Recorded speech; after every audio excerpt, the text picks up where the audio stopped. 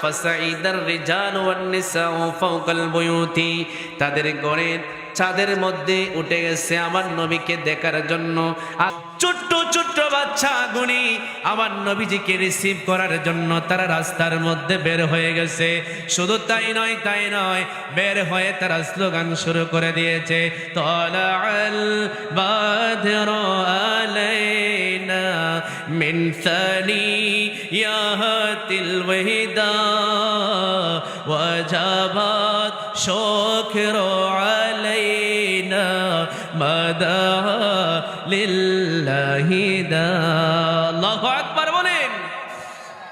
শুধু তাই নয় রে বাবা, কিতাবের মধ্যে বর্ণিত হয়েছে আমার নবী যখন ইয়াসরিবের মধ্যে পা মোবারক রাখলেন, কদম মোবারক রাখলেন, ছোট্ট ছোট্ট বাচ্চারা, দুধের বাচ্চারা মায়ের স্তনগুলি ছেড়ে দিয়েছে। মায়ের স্তন খাওয়া ভাত দিয়ে আমার নবী যে রাস্তা দিয়ে আগমন করতেছে ওই দিকে মিট মিট মিট মিট করে তাকানো শুরু করে দিয়েছে। সুবহানাল্লাহ বলেন না। দুধের বাচ্চাকে যদি বলি, ও দুধের বাচ্চা, এতদিন পর্যন্ত তো গভীর মনোযোগ সহকারে মায়ের বুকের স্তনের দুধ তুমি পান করো, আজকে কিসের জন্য রে তুমি রাস্তার দিকে উকি দুকি মারো, রাস্তার দিকে উকি ঝুঁকি দেখে কেন তুমি তাকাইয়া থাকো? এই দুধের বাচ্চা জবাব দিবে, ও দুনিয়াবাসী তুমি শুনো রে, তুমি জানো নি তিনি কোন নবী?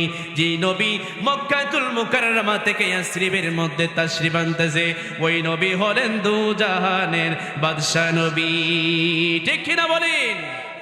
দু জাহানের বাদশা নবীজি কাবার কাবা, দু জাহানের বাদশা নবীজি, আপনার বাদশা নবীজি কাবার কাবা, দু জাহানের বাদশা নবীজি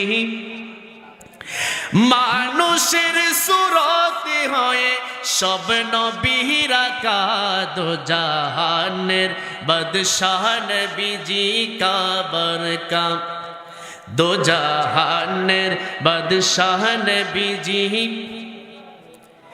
আসমানে জমিনে যখন কিছুই সৃষ্টি না হয়, তখনই আমার আল্লাহ নবীকে বানায়। আসমানে জমিন যখন কিছুই সৃষ্টি না হয়, তখনই আমার আল্লাহ নবীকে বানায়।